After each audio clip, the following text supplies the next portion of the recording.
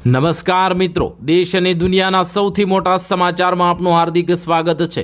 તો આજના આ સમાચાર મેળવવા માટે વિડીયોને અંત સુધી જોતા રહો અને આવા જ સમાચાર મેળવવા માટે ગુજરાત ખબર ચેનલને સબસ્ક્રાઇબ કરવાનું ના ભૂલતા। નમસ્કાર મિત્રો, સૌપ્રથમ સમાચારની વાત કરીએ તો ઓર્ગેનિક ખેડૂતોને હવે 5 વર્ષ માટે પ્રતિ એકર 10,000ની સબસિડી મળશે। વિગતે વાત કરીએ તો આજના સમયમાં જ્યારે આખું વિશ્વ રસાયણ મુક્ત અને ઓર્ગેનિક ખોરાક તરફ વળ્યું છે, ત્યારે હવે કૃષિમાં પણ મોટા પાયે પરિવર્તન આવી રહ્યા છે। કેન્દ્ર, રાજ્ય અને સરકારે હવે પરંપરાગત અને રાસાયણ સઘન ખેતીને પાછળ છોડીને કુદરતી અને ઓર્ગેનિક ખેતીને પ્રોત્સાહન આપવા માટે તેમના તમામ પ્રયાસો કરી રહી છે। આ સંદર્ભમાં ખેડૂતોને મદદ કરવા અને તેમના ખર્ચ ઘટાડવા માટે એક નોંધપાત્ર સરકારી યોજના શરૂ કરવામાં આવી છે। સરકારનો પ્રાથમિક ઉદ્દેશ ખેડૂતોને મોંઘા રાસાયણિક ખાતરો અને જંતુનાશકોના ચુંગાલમાંથી મુક્ત કરવાનો છે। જ્યારે ખેડૂત ઓર્ગેનિક અથવા તો કુદરતી ખેતી શરૂ કરે છે, ત્યારે તેમને પ્રતિ એકર 10,000 રૂપિયાની સબસિડી મળશે। તેથી શરૂઆતમાં વર્ષોમાં થોડી ઓછી ઉપજનું જોખમ રહેલું છે। આ નુકસાનની ભરપાઈ કરવા માટે સરકારે વાર્ષિક રૂપિયા 10,000ની નોંધપાત્ર સબસિડી આપવાનું નક્કી કર્યું છે। ત્યાર પછીના મહત્વના સમાચારની વાત કરીએ તો પેટ્રોલ ડીઝલ બાદ હવે આ વસ્તુઓના ભાવ વધારા માટે પણ તૈયારી રાખજો। વિગતે વાત કરીએ તો પેટ્રોલ અને ડીઝલના ભાવમાં હાલમાં જ લગભગ 3 રૂપિયાનો વધારો ઝીંકી દેવામાં આવ્યો છે। સામાન્ય જનતા માટે ખૂબ જ મોટા દુઃખદ સમાચાર કહી શકાય મિત્રો, પરંતુ જો તમને એમ લાગતું હોય કે આ ભાવ વધારો ખાલી પેટ્રોલ અને ડીઝલના ભાવ વધારા સુધી જ સીમિત રહેશે, તો તમારી મોટી ભૂલ છે। કારણ કે આ ભાવ વધારાની અસરના કારણે બીજી અનેક વસ્તુઓ મોંઘી થઈ શકે છે। સાબુ, શેમ્પૂ, ડિટર્જન્ટ, સફાઈ કામ માટે તથા વ્યક્તિગત દેખભાળ સહિતની વસ્તુઓના ભાવ વધી શકે છે। એફએમસીજી કંપનીઓ મોટાભાગના અચાનક ભાવમાં વધારો કરવાની જગ્યાએ સંતુલિત મૂલ્ય નિર્ધારણ રણનીતિઓનો ઉપયોગ કરે છે। આવામાં હવે ફ્યુલની કિંમતોમાં વધારાથી આ ચીજોના ભાવ વધારો થઈ શકે છે। ટેક્સીનું ભાડું, બસ મુસાફરીનો ખર્ચો, કુરિયર સેવાઓ, રિટેલ સપ્લાય ચેન અને કન્ઝ્યુમર ચીજોનો ભાવ ખૂબ જ મોટો વધી શકે છે। ત્યાર પછીના મહત્વના સમાચારની વાત કરીએ તો બાળકોનું આધાર કાર્ડ કઢાવવું બન્યું સરળ। હવે સરકારે બદલ્યા 2 નવા નિયમો। વિગતે વાત કરીએ તો ભારતમાં unique identification authority of India એટલે કે UIDAI દ્વારા નાગરિકોની ઓળખ માટે આધાર કાર્ડને અનિવાર્ય બનાવવામાં આવ્યું છે। પુખ્ત વયના લોકોની સાથે હવે બાળકો માટે પણ આધાર એટલું જ જરૂરી બની ગયું છે, જે સામાન્ય રીતે બ્લુ આધાર કાર્ડ અથવા તો બાલ આધાર તરીકે ઓળખવામાં આવે છે। હવે અનાથ અથવા તો આશ્રય મેળવતા બાળકો માટે આધાર કાર્ડ બનાવવાની પ્રક્રિયા સરળ કરી દેવામાં આવી છે। આનાથી એવા બાળકોને મોટી રાહત મળશે જેમની પાસે જન્મનું પ્રમાણપત્ર કે માતા પિતાના દસ્તાવેજો ઉપલબ્ધ નથી હોતા। 5 વર્ષથી ઓછી ઉંમરના નાના બાળકોની આંગળીઓ હવે રેખાઓ અને આંખોની કીકી સંપૂર્ણપણે વિકસિત થઈ હોતી નથી। તેથી નિયમ મુજબ નાના બાળકોના પોતાના બાયોમેટ્રિક સ્કેન લઈ શકાતા નથી। આ સમસ્યાના ઉકેલ માટે UIDAI હવે નવી પ્રક્રિયા વાલીઓનું બાયોમેટ્રિક ઓથેન્ટિકેશન સંપૂર્ણપણે ફરજિયાત કરી દેવામાં આવ્યું છે। ત્યાર પછીના મહત્વના સમાચારની વાત કરીએ તો ઈંધણના ભાવ વધારાથી દૂધ, લોટ અને કઠોળ થશે મોંઘા। વિગતે વાત કરીએ તો ભારતીય ગ્રાહકો માટે હવે આગામી મહિનાઓ આર્થિક રીતે પડકારજનક સાબિત થઈ શકે તેમ છે।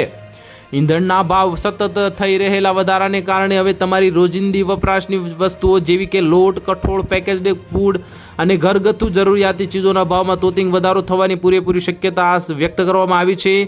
મધ્ય પૂર્વના વધતા ભૂ રાજકીય તણાવ અને ક્રૂડ ઓઇલની કિંમતમાં $100ને પાર કરી જતા એફએમસીજી કંપનીઓના ઉત્પાદન અને સપ્લાય ચેન ખર્ચમાં મોટો ઉછાળો આવ્યો છે મિત્રો, જેનો સીધો બોજ હવે સામાન્ય માણસના ખિસ્સા પર પડશે। જ્યારે તેલ અને ગેસ મોંઘા થાય છે, ત્યારે તેની અસર માત્ર મુસાફરી પૂરતી મર્યાદિત નથી રહેતી, પરંતુ કરિયાણાના સામાનથી લઈને દૈનિક વપરાશની જે સાબુ, શેમ્પૂ અને બિસ્કિટ જેવી ચીજો મોંઘી થવાથી મધ્યમ અને ગરીબ વર્ગનું માસિક બજેટ ખોરવાઈ જશે। જે લોટ અને કઠોળ જેવી પાયાની જરૂરિયાતોમાં ભાવ વધારો થવાની સામાન્ય માણસની થાળી મોંઘી થશે। ત્યાર પછીના મહત્વના સમાચારની વાત કરીએ તો રેશન દુકાનદારોની માંગ, અનાજ વિતરણ સાથે જ કમિશન જમા કરાવો। વિગતે વાત કરીએ તો અનાજ વિતરણ સાથે જ કમિશન જમા કરાવવા માંગ હવે ટુકડે મળતા કમિશનની રેશનિંગના દુકાનદારો ત્રાહિમામ પોકારી ગયા છે।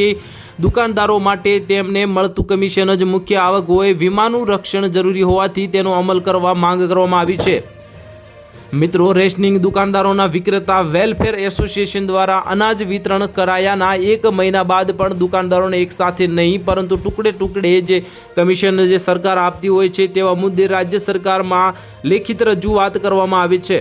આ ઉપરાંત એવી પણ રજૂઆત કરવામાં આવી છે કે કોરોના કાળ દરમિયાન રેશનિંગના અનેક દુકાનદારોને અનાજ વિતરણ દરમિયાન જીવ ગુમાવવાનો વારો આવ્યો હતો. તેને ધ્યાનમાં લઈને દુકાનદારોને મેડિકલ વીમા કવચ પૂરું પાડવામાં આવે તેવી માંગ કરવામાં આવી છે. મિત્રો, તેમના પરિવારને પણ વીમા કવચ હેઠળ આવરી લેવા જોઈએ તેવી માંગ કરી છે. દુકાનદારો માટે તેમને મળતું કમિશન જ મુખ્ય આવક હોય, તેથી વીમાનું રક્ષણ જરૂરી હોવાથી તેનો અમલ કરવાની માંગ કરવામાં આવી છે. ત્યાર પછીના મહત્વના સમાચારની વાત કરીએ તો સરકારે લીધો ચોંકાવનારો નિર્ણય. ત્રીજા બાળક પર 30,000 અને ચોથા બાળક પર મળશે 40,000ની મોટી સહાય. વિગતે વાત કરીએ તો સામાન્ય રીતે આપણે એવું જ સાંભળીએ છીએ કે જો તમારે 2 થી વધુ બાળકો હોય તો તમને સરકારી યોજનાઓનો લાભ મળતો બંધ થઈ જાય છે, પરંતુ અહીં કંઈક અલગ જ એક નવી કિસ્સો સામે આવ્યો છે.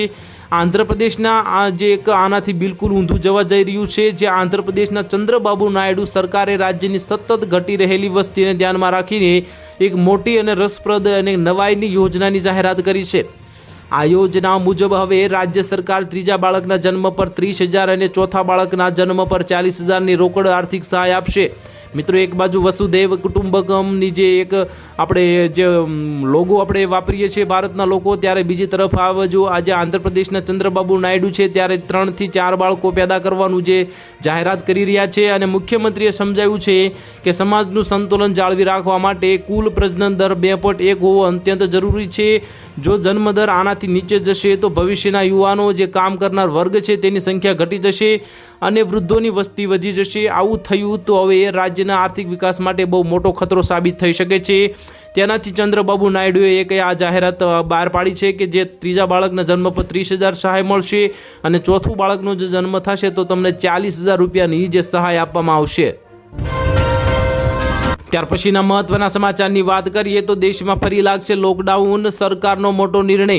વિગતે વાત કરીએ તો વૈશ્વિક સ્તરે ચાલી રહેલા ભૌગોલિક રાજકીય તણાવની અસર હવે ભારતીય બજારો અને સામાન્ય જનજીવન પર પણ દેખાવા લાગી છે.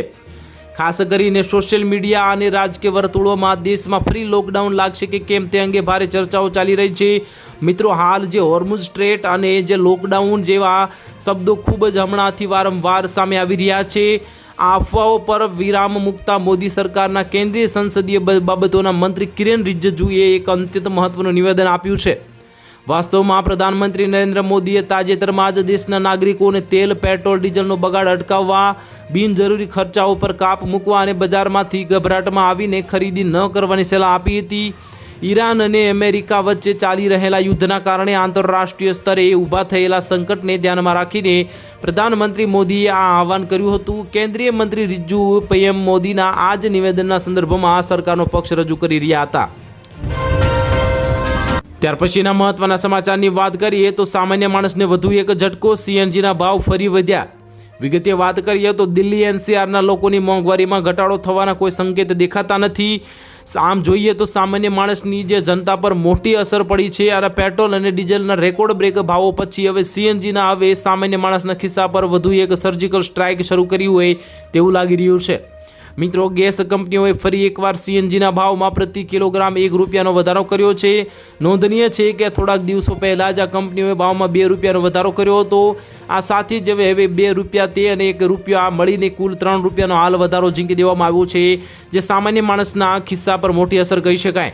મિત્રો, દિલ્હીને અડીને આવેલા ઉત્તર પ્રદેશના નોઈડા અને ગ્રેટર નોઈડા વિસ્તારોમાં પણ સીએનજીના ભાવમાં ₹1 વધારો કરી દેવામાં આવ્યો છે.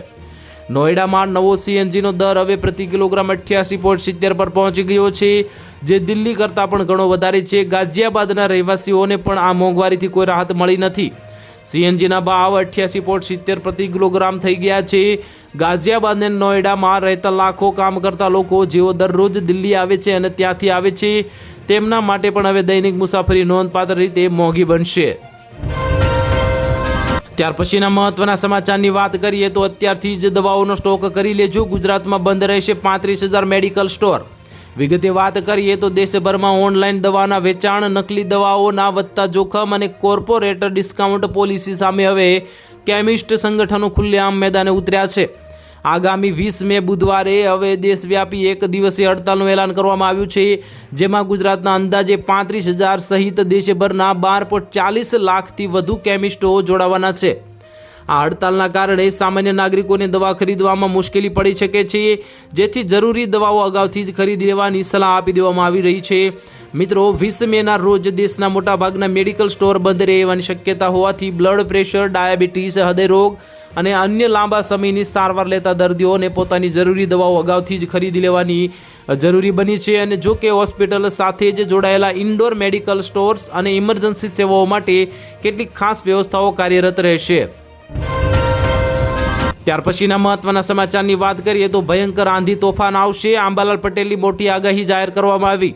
વિગતે વાત કરીએ તો આ ગુજરાતમાં હવે કાળઝાળ ગરમી વચ્ચે વાતાવરણમાં સતત પલટો જોવા મળી રહ્યો છે।